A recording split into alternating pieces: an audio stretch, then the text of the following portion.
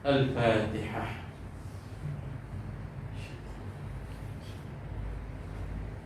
الحمد لله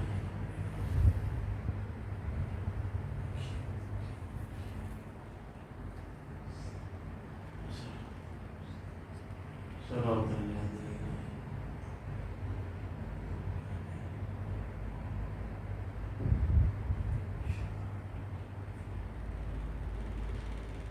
Bismillahirrahmanirrahim. Assalamualaikum warahmatullahi ta'ala wabarakatuh. Alhamdulillah.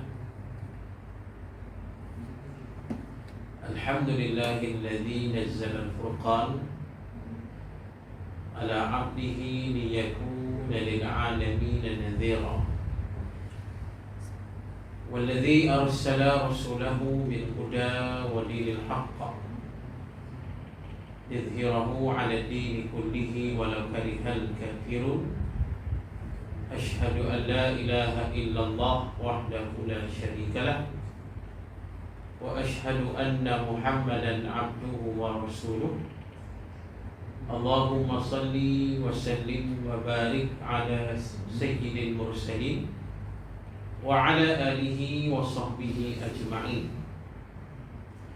سبحانك لا علم لنا إلا ما علمتنا إنك أنت العليم الحكيم. ولا حول ولا قوة إلا بالله العلي العظيم. رب اشرح لي صدري ويسر لي أمري واحلل عقدة من لساني يفقه قولي. أما بعد. Ya ibadallah, ittaqullah usikum wa nafsi bittaqwallah faqad fazal muttaqun. Qala Allah Ta'ala fil kitabihil karim, a'udzu billahi minasy syaithanir rajim. Al-haqqu min rabbik fala takunanna minal mumtarin. Shadaqallahul azim. وقال رسول الله صلى الله عليه وسلم بلغوا عني ولو آية. Para muslimin dan muslimat yang mudah-mudahan dirahmati oleh Allah, alhamdulillah kita bersyukur pada Allah. InsyaAllah pada hari ini kita sambung pengajian kita yang berdasarkan kitab Tazkirah dan Taujihat Surah Al-Anfal, pengajaran dan teladan dari semasa dan selepas peperangan Badar. InsyaAllah hari ini kita sambung pada muka surat 62, nak masuk pada ayat yang ke-29 dan ayat yang ke-30. Firman Allah, a'udzu billahi minasyaitonir rajim. Ya ayyuhalladzina amanu in tattaqullaha yaj'al lakum furqana wa yukaffir 'ankum sayyi'atikum wa yaghfir lakum wallahu dzul fadlil 'adzim. Wa idh yamkuru bika alladzina kafaru liyuthbituka aw yaqtuluka aw yukhrijuka wa yamkuruna wa yamkurullah wallahu khairul makirin. Wahai orang-orang yang beriman, jika kamu bertakwa kepada Allah, nescaya Dia, itu Allah, memberikan petunjuk kepada kamu, yang membezakan antara yang benar dengan yang salah, dan menghapuskan kesalahan kamu serta mengampunkan kamu. Allah sememangnya mempunyai limpah kurnia yang besar. Dan ingatlah wahai Muhammad sallallahu alaihi wasallam, ketika orang kafir Quraisy Mekah menjalankan tipu daya terhadapmu untuk menahanmu atau membunuhmu atau mengusirmu. Mereka menjalankan tipu daya dan Allah menggagalkan tipu daya mereka, kerana Allah sebaik-baik yang menggagalkan tipu daya. Surah Al-Anfal ayat 29 dan ayat yang ke-30. Baik, penjelasan.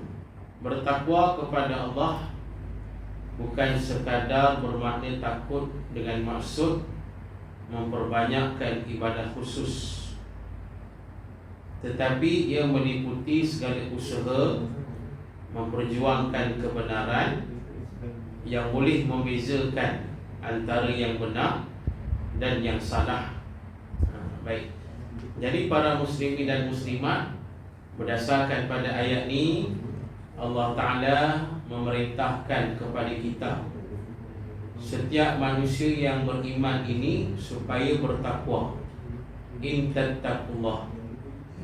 Allah beri jaminan pada ayat ni, in tattaqullah, sekiranya kamu bertakwa kepada Allah, iaitu Allah beri jaminan, yaj'al lakum furqana, iaitu Allah, nescaya Allah memberikan petunjuk hidayah kepada kita. Dan furqana boleh membezakan antara yang benar dengan yang salah. Ini kata petunjuk, bimbingan, panduan daripada Allah apabila kita menjadi manusia yang bertakwa kepada Allah. Jadi ada ulama menjelaskan pada kita, ayat ini menjadi salah satu dalil yang menerangkan pada kita salah satu kelebihan bagi manusia yang bertakwa kepada Allah. Kelebihan manusia yang bertakwa pada Allah ni banyak bila kita baca Quran. Dan ada Allah kata, bila kita bertakwa, di antaranya kita dikeluarkan dari kesusahan, dapat rezeki yang tak disangka, dipermudahkan urusan kita, bahkan dijamin ke syurga, selamat dari neraka dan sebagainya. Jadi salah satunya kata ulama ialah berdasarkan ayat ini, iaitu Allah janji sekiranya kita bertakwa, maka Allah beri pada kita petunjuk, bimbingan, panduan, sampai kita boleh membezakan antara yang hak dan yang batil, boleh membezakan antara yang baik dan yang buruk. Jadi maknanya muslimin dan muslimat, sekarang ni pentinglah ketakwaan ni. Sebab zaman sekarang ni zaman yang penuh dengan kekeliruan. Maknanya hak batil, payah orang nak bezakan. Dan banyak orang kata benda yang mengelirukan kita hari ini. Bila timbul banyak fitnah akhir zaman ni, manusia jadi celaru, susah nak beza mana baik, mana buruk, mana yang kata dosa, mana yang kata pahala. Tapi Allah beri jaminan dah, bila kita bertakwa, Allah selamatkan kita. Bila kita bertakwa pada Allah, Allah berikan hidayah kepada kita. Maknanya para muslimin dan muslimat, kalau setakat kita beriman saja, belum lagi kita selamat di akhir zaman. Jadi pasal itu Allah suruh kita pada ayat ni sampai jadi bertakwa. Iman, kemudian jadi orang yang bertakwa. Sebab kita dah baca dulu satu hadis Nabi SAW. Bila saja Nabi menerangkan pada kita pasal fitnah akhir zaman, kan Nabi kata fitnah akhir zaman ni yang datang seperti malam yang gelap gelita. Dan Nabi kata pada masa itu, yusbihul mu'minan wa yumsi kafir. Bila fitnah tu datang, kerosakan tu datang, menyebabkan kata Nabi SAW, ada orang yang beriman pada waktu pagi. Dia beriman pada waktu pagi, tapi bila sampai petang dah jadi kafir. Ni Nabi nak kata setakat iman tak confirm kita selamat lagi akhir zaman ni. Kalau mati dengan keimanan, kita selamat akhirat, insya-Allah. Tapi kalau kita masih hidup di dunia dengan keimanan saja, jadi belum confirm lagi kita boleh selamatkan diri kita, boleh selamatkan iman kita. Kerana fitnah yang datang ni sangat bahaya. Dia datang, dia mengkaburi mata manusia, dia mengelirukan manusia, dia datang dalam keadaan manusia tak kenal, tak cam, tak sedar, tak tahu, macam-macam. Jadi menyebabkan adanya manusia yang sudah beriman, akhirnya mereka terperangkap fitnah dan akhirnya mereka menggadaikan iman. Ini. Jadi pasal itu berdasarkan ayat ni, Allah suruh kita orang beriman naik satu lagi level, iaitu takwa. Jadilah manusia yang bertakwa pada Allah. Bila kita jadi manusia yang bertakwa pada Allah, terus Allah beri jaminan yang mana Allah akan selamatkan kita dengan cara Allah beri panduan, bimbingan, hidayah kepada kita. Itu dia. Sampai kita boleh bezakan antara yang baik dan yang buruk, hak dan batil. Jadi pasal itu para muslimin dan muslimat, alhamdulillah kita sudah jadi orang beriman. Jadi sekarang ni kita tingkatkan lagi sampai ke tahap menjadi manusia yang beriman. Disebut tadi dia kata antara maksud takwa itu ialah takut. Iman, yakin, dan sampai keyakinan, naik satu tahap lagi takut. Yakin pada Allah, naik lagi takut pula pada Allah. Jadi yang dimasukkan takut pada Allah Ta'ala ni, maknanya kita takutlah dengan murka Allah, takutlah kita dengan perkara yang dibenci oleh Allah, yang menyebabkan kita takut nak melakukan dosa, takut nak melakukan kemungkaran, nak melakukan benda yang tak baik, kita takut. Ini yang kata manusia yang bertakwa kepada Allah. Maka disebut dalam kitab ni tadi, dia kata, bila kata nak jadi orang yang takut pada Allah ni, bukan sekadar kita memperbanyakkan ibadah khusus kita, bukan sekadar buat ibadah sembahyang kita, bukan sekadar banyakkan ibadah puasa kita, yang tu buatlah. Tapi bukan sekadar itu. Dan termasuk yang penting juga, nak mencapai ketakwaan pada Allah itu ialah kita berusaha memperjuangkan kebenaran. Maknanya dakwah lah. Kita memperjuangkan kebenaran, kita menyebarkan agama Allah Subhanahu wa ta'ala. Bila saja ulama tafsir menghuraikan surah Al-Asr, illal ladzina amanu wa 'amilus shalihat wa tawassaw bil haqq wa tawassaw bis sabr. Jadi pada ayat yang ketiga surah Al-Asr ni, ulama tafsir kata ayat yang ketiga ini menjelaskan manusia yang dimuliakan oleh Allah. Manusia dimuliakan oleh Allah, Allah jelaskan pada ayat ni ialah manusia yang beriman dan beramal soleh, dan pada waktu yang sama mereka berpesan-pesan, bertausiah. Mereka bertausiah, menyampaikan pesanan, menyampaikan peringatan, menyampaikan nasihat dengan kebenaran, dan mereka bertausiah, menyampaikan nasihat, pesan-pesan dengan kesabaran. Ini. Bila kita melakukan semua itu, kata ulama, maka kita akan mencapai darjat ketakwaan dan kita akan jadi manusia yang mulia di sisi Allah Subhanahu wa ta'ala. Maknanya tuan-tuan, para muslimin dan muslimat, orang yang beriman bukan hanya duduk saja, bukan hanya kita kuat ibadat saja, bukan hanya kita kuat beramal saja, tapi orang beriman dia mesti bangkit. Dia mesti bangkit, menyebarkan Islam, menyebarkan pesanan yang baik, menyebarkan nasihat yang baik, menyebarkan ilmu yang baik, menyebarkan dakwah, menegakkan Islam. Ini yang Allah suruh pada ayat tadi, Al-Asr ni. Bila kita buat macam tu, barulah kita akan mencapai satu tahap lagi, iaitu tahap ketakwaan kepada Allah. Sebab di situ ada unsur takut. Takut macam mana? Kita takut kalaulah kita ni biarkan manusia dalam keadaan jahil, maka menyebabkan Allah akan murka pada kita. Ni takut. Jadi kita tak nak Allah murka, kita buatlah pesan tadi, sampai ke Islam, sampai ke ilmu. Pasal kita tak nak Allah murka disebabkan kita ni tak sebarkan ilmu. Sebab kita kena ingat tuan-tuan muslimin dan muslimah, bila kita baca Quran, bila Allah jelaskan antara golongan manusia yang dilaknat oleh Allah. Kita baca golongan manusia dilaknat banyak.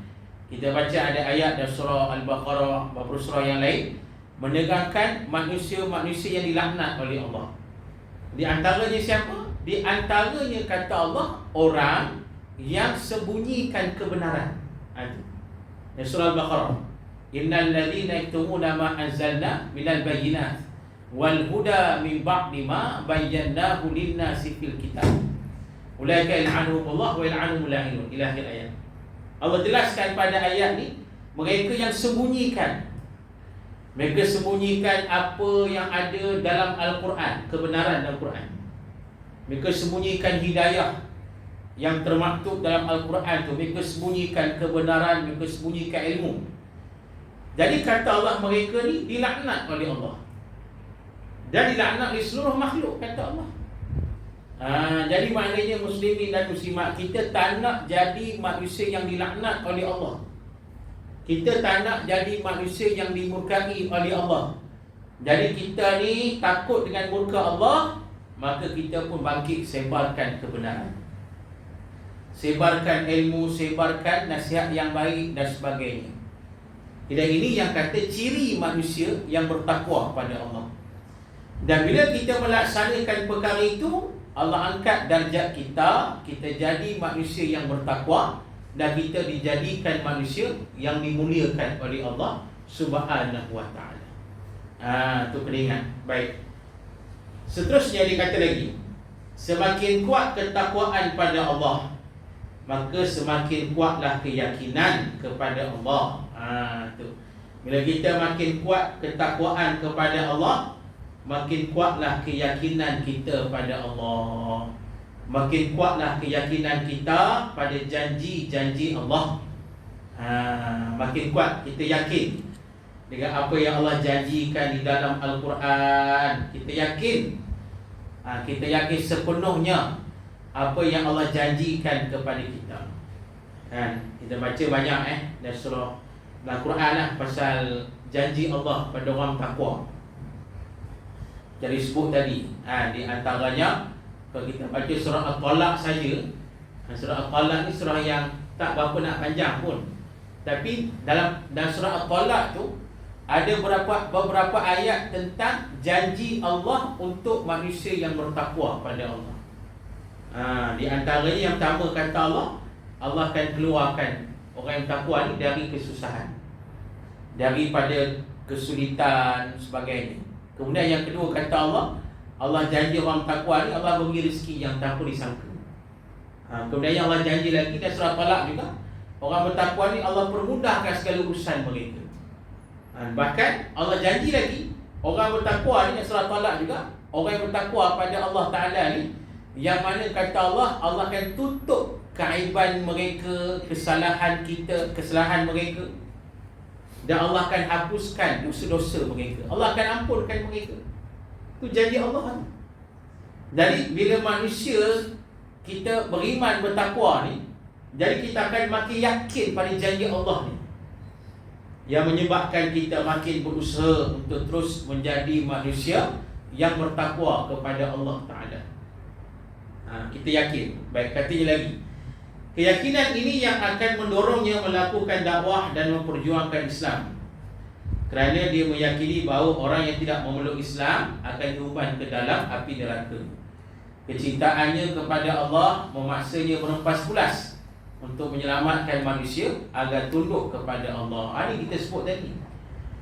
Bila kita menjadi manusia yang bertakwa kepada Allah Ta'ala ni, tuan-tuan muslimin dan muslimat, maka menyebabkan kita tak nak tengok orang lain jadi rosak. Kita tak nak tengok orang lain jadi jahil. Kita tak nak biarkan manusia jahil, tak nak biarkan manusia rosak, tak nak biarkan manusia syirik. Jadi sebab itu orang bertakwa ni dia akan bangkit.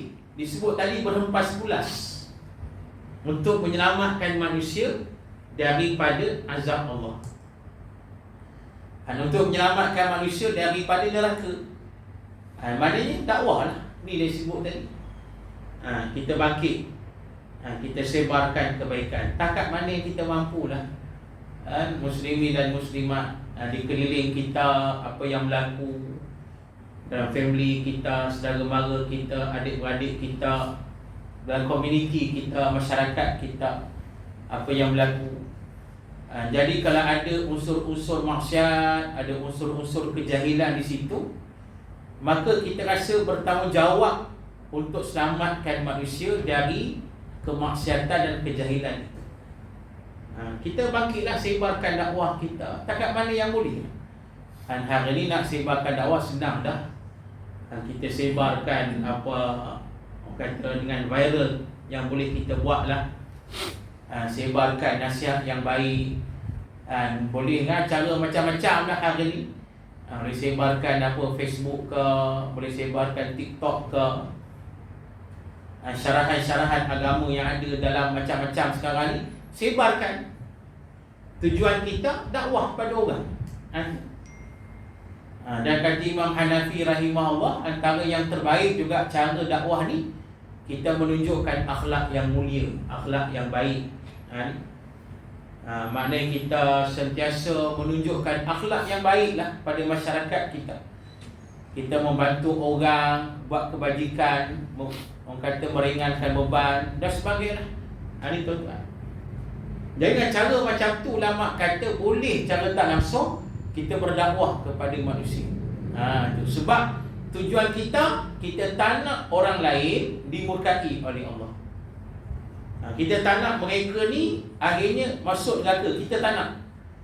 Jadi kita nak selamatkan mereka. Kita nak mereka ni bersama-sama kita menjadi orang yang beriman, orang yang bertakwa kepada Allah Subhanahu wa ta'ala. Sebab kita kena ingat, muslimin dan muslimat, dari sebut dah ada lepas-lepas, dari terangkan pada kita, kalau kita hanya sekadar kita saja yang beriman, kalau sekadar kita saja yang taat, yang bertakwa pada Allah, tapi yang lain kita biarkan, keluarga kita biarkan, masyarakat kita biarkan dalam keadaan dosa dan maksiat, maka pada saat itu kita sudah melakukan dosa sebenarnya. Dan dosa membiarkan mereka rosak. Kita biarkan mereka. Dan kita kena ingat dalam kitab hadis Riyadhus Shalihin, Nabi SAW menerangkan pada kita bagaimana ada satu kumpulan manusia yang ramai jahat belaka ni, kata Nabi, yang mana mereka ni menuju ke Mekah dengan niat nak merobohkan Kaabah. Ramai-ramai pergi menuju ke Mekah dengan ganas dia. Jahat sangat ni dan ganasnya. Mereka pergi dekat Mekah ni pasal apa? Tujuan mereka nak merobohkan Kaabah. Itu tujuan mereka. Jadi bila mereka sampai di satu kawasan, kata Nabi SAW, tiba-tiba datanglah bala Allah. Allah datangkan azabnya, menyebabkan mereka seluruh yang ada kat situ habis tenggelam, habis hancur. Seluruhnya, kata Nabi.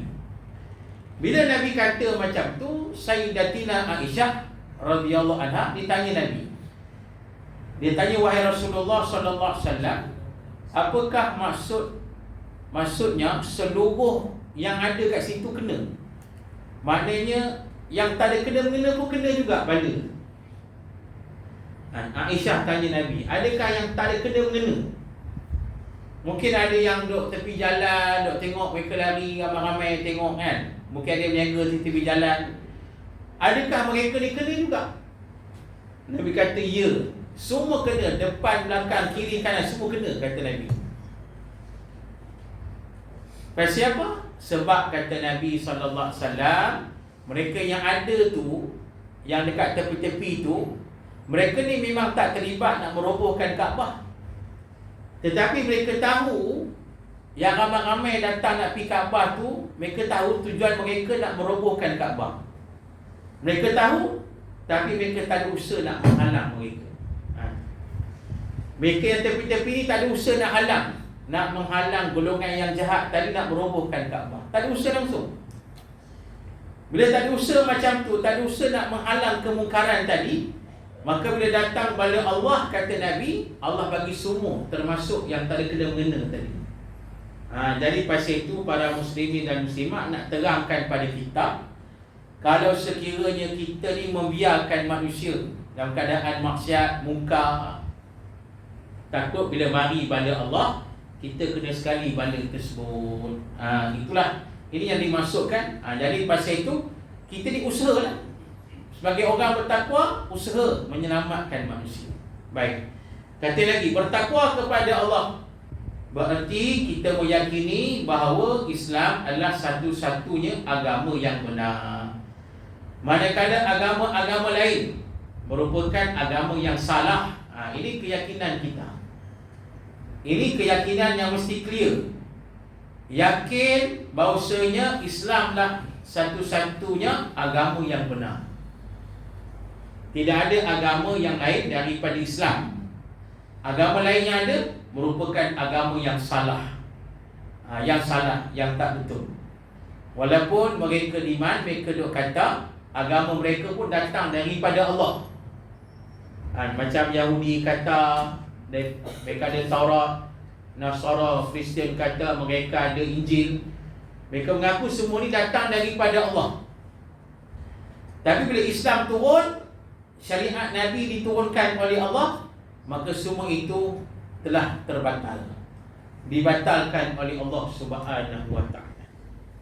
Maka syariat yang benar, agama yang benar hanyalah Islam saja. Ini keyakinan bagi setiap manusia yang bertakwa kepada Allah. Dan kata lagi, ini jelas disebutkan dalam banyak ayat-ayat dalam Quran. Konsep Islam sebagai agama terbaik telah memakinkan usaha dakwah. Kerana tiada ertinya Islam dianggap sebagai sebuah agama yang terbaik sekiranya tidak dilaksanakan secara praktik dalam kehidupan.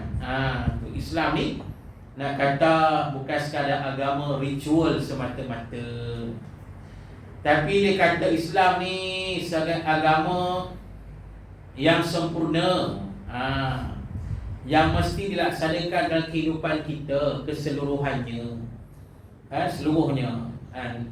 Satu hari di zaman Nabi SAW, seorang sahabat Nabi yang baru masuk Islam, asalnya Yahudi, lepas tu masuk Islam, iaitu Sayyidina Abdullah bin Salam radhiyallahu anhu. Jadi bila dia masuk Islam, jadi dulu Yahudi yang tegar lah, dia alim Yahudi. Akhirnya masuk Islam. Bila masuk Islam, Abdullah bin Salam, dia masih lagi mengekalkan beberapa amalan semasa Yahudi.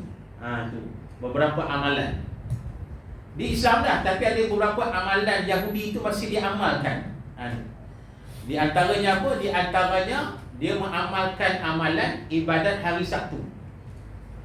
Hari Sabtu tu kira full dia beribadat. Pasal itu amalan Yahudi. Tu. Kemudiannya dia mengamalkan amalan macam mana? Dia tak makan unta. Sebab Yahudi haram makan unta. Tu. Dia amalkan yang tu. Jadi bila perkara tu sampai kepada Nabi SAW, Nabi panggillah dia. Dan pada masa itu turun ayat, Ya ayyuhalladzina amanu dukhulu fis silmi kafah. Wahai manusia beriman, masuk dalam Islam dan keseluruhannya.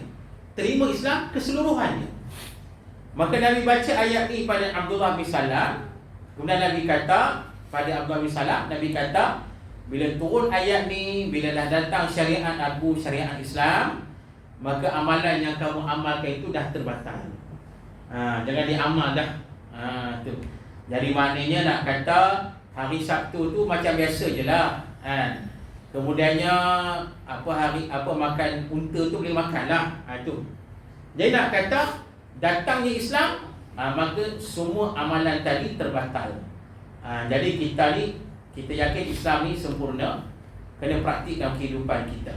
Baik, dia kata lagi, bagaimana jika muamalat, undang-undang perniagaan, pendidikan dan lain-lain tidak mengikut Islam, sedangkan kita mendakwa bahawa Islam adalah agama yang terbaik. Ini persoalan lah, dia kata. Macam mana kita ni? Kita kata Islam agama yang terbaik, Tapi masalahnya dari segi muamalat, undang-undang, perniagaan, pendidikan, segala-galanya tak ikut Islam. Jadi maknanya kita tidak praktikkan yang kita sebut. Selama ni kita kata Islam agama yang terbaik, jadi apa bukti dia? Bukti dia kena amalkan, kena praktikkan. Dari segi muamalat, ekonomi Islam, perundangan Islam, pendidikan cara Islam, segalanya Islam dah tunjukkan pada kita. Sebab itu para alim ulama kita berempas pulas, duk karang kitab, macam-macam kitab duk karang, duk bahas macam-macam benda. Macam kita baca kitab almarhum Dr. Wahbah Az-Zuhaili rahimahullah, Fiqhul Islam wa Adillatuh. Kitab tu berjilid-jilid tuan-tuan, kitab tu. Dia dah hurai pasal fiqh ni. Fiqh Islam, tentang tentang kenegaraan Islam, tentang macam-macam lah. Berjilid-jilid tulis ni nak cerita sempurna Islam tu. Ni dia. Macam kitab karangan pula kitab Al-Mufassal, karangan almarhum Dr. Abdul Karim Zaidan rahimahullah, kitab fiqh yang pernah mendapat anugerah terbaik di dunia. Kitab fiqh ni pun satu kitab yang hebat, berjilid-jilid tuan-tuan. Muslimin dan Ustaz dah hurai habis cara terperinci. Semua perkara yang dihuraikan. Sampai daripada perkara yang sekecil perkara sampai perkara yang besar, termasuk bab penghakiman dan sebagainya, habis dihuraikan. Negara Islam ni agama yang sempurna, semua ada dah. Jadi maknanya semua tu dah jelas, cuma yang tinggal hari ni nak dipraktikkan. Bila dilaksanakan baru nampak kesempurnaan Islam itu. Itu dia. Muslimin dan muslimat jadi rahmati oleh Allah. Baik, kata lagi, ini berarti menjadi suatu kewajipan untuk kita berusaha melaksanakan segala perintah agama dalam diri, masyarakat dan negara. Di manakah arti ketakwaan kepada Allah? Ketakwaan bermaksud takut kepada kemurkaan Allah dengan cara melaksanakan segala perintahnya dan meninggalkan segala larangannya. Itulah muslimin dan muslimat. Dia kata sini, kita wajiblah berusaha melaksanakan segala perintah Allah. Perintah Islam ni dalam diri kita, bermula daripada diri kita lah, kemudian pada masyarakat, sampailah kepada negara. Pasal itu muslimin dan muslimat, dalam hadis Nabi riwayat Imam Al-Baihaqi, Rasulullah pesan pada kita, Nabi kata, ajarkan orang-orang lelaki kamu surah Al-Ma'idah, dan ajarkan orang-orang perempuan kamu surah An-Nur. Ni Nabi suruh ni. Nabi kata, ajarkan orang lelaki kamu surah Al-Ma'idah, dan ajarkan orang-orang perempuan kamu surah An-Nur. Kenapa dua surah ni Allah suruh, Nabi suruh ajar ni pada orang lelaki Al-Ma'idah, orang perempuan An-Nur? Kenapa? Sebab dan dua surah itu adanya syariat Islam yang sempurna. Ni tuan-tuan. Surah Al-Ma'idah tuan-tuan, contoh surah yang paling banyak An-Nida minallah. An-Nida minallah ni mana seruan Allah, ya ayyuhallazina amanu. Ya ayyuhallazina amanu paling banyak dalam surah Al-Ma'idah. Ni tuan-tuan. Bahkan para muslimin dan muslimat, dan surah Al-Ma'idah itu dia menyentuh daripada perkara yang kecil sampai perkara yang besar. Antaranya apa? Kita masuk surah Al-Ma'idah saja cerita pasal perjanjian. Aufu bil uqud, perjanjian. Kata Imam Qurtubi kata, ayat pertama saja ada 18 hukum di situ. Ayat pertama saja. Jenuh tuan-tuan. Sungguh. Kemudian ayat ketiga Allah cerita pasal apa ni? Makanan halal haram ni. Benda kecil je. Tapi Allah sebut dalam Quran ni, makan haram, soal makanan yang kata makan babi, makan darah, makan daging bangkai sebagainya, Allah sebut. Bahkan Allah sebut pasal mengambil wuduk juga dalam surah Al-Ma'idah. Mengambil wuduk dalam surah Al-Ma'idah tuan-tuan. Sampai ke mana Allah sebut ni? Sampai ayat tentang pemerintahan dalam surah Al-Ma'idah. Daripada sekecil perkara sampai sebesar benda. Daripada perkara yang melibatkan muamalah, melibatkan munakahat, melibatkan kehidupan kita sampai ke tahap pemerintahan. Allah sebut dalam surah Al-Ma'idah. Lepas itu Nabi kata, baca, belajar Al-Ma'idah. Surah An-Nur macam tu juga. Surah An-Nur, tuan-tuan, para muslimin dan muslimat yang dirahmati oleh Allah, surah An-Nur ni Allah mulakan satu-satunya surah yang dimulakan oleh Allah dengan perkataan suratun. Satu-satunya surah dimulakan oleh Allah dengan ayat suratun. Suratun manapun, ini surah. Ini surah yang Allah memberikan penegasan daripada Allah. Yang surah ini kata Allah ada hukum yang jelas. Dan surah An-Nur juga, tuan-tuan, daripada sekecil perkara sampai sebesar perkara. Allah menyebut tentang apa dalam surah An-Nur, antaranya apa? Pasal minta izin masuk rumah. Dan surah An-Nur, tuan-tuan. Nah, kita minta izin macam mana nak masuk rumah orang ni, macam mana cara dia. Allah sebut dalam surah An-Nur, tuan-tuan. Daripada situ Allah sebut lagi pasal menutup aurat dan pergaulan lelaki-lelaki dan perempuan. Sampai ke tahap Allah menjelaskan pasal apa? Pasal hukum zina dan sebagainya, tuan-tuan. Ini yang kata zina, qazaf, li'an dan sebagainya disebut dalam surah An-Nur. Ini melibatkan masyarakat, tuan-tuan.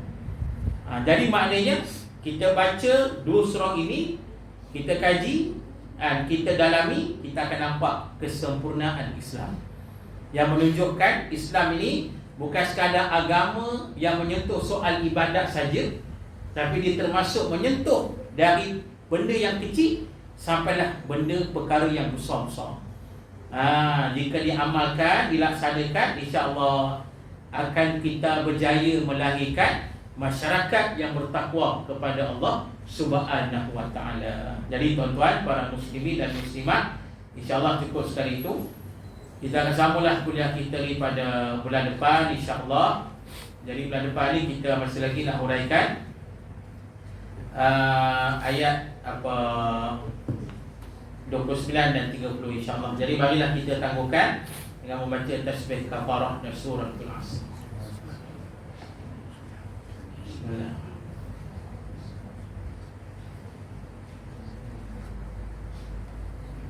A'udzu billahi minasy syaithanir rajim. Bismillahirrahmanirrahim. Alhamdulillahirabbil alamin. Wassalatu wassalamu ala asyrafil anbiya'i wal mursalin wa ala alihi wa sahbihi ajma'in. Radina billahi rabba wa bil islam dina wa bi Muhammadin nabiyyan wa rasula. Allahumma aghnina bil ilmi wa zayyinna bil hilmi wa akrimna bil taqwa wa jammilna bil afiyah. Allahumma inna nas'aluka ilman nafi'a wa rizqan thayyiba wa amalan mutaqabbala. Walhamdulillah rabbil alamin. Siru ala barakatillah. Assalamualaikum warahmatullahi taala wabarakatuh.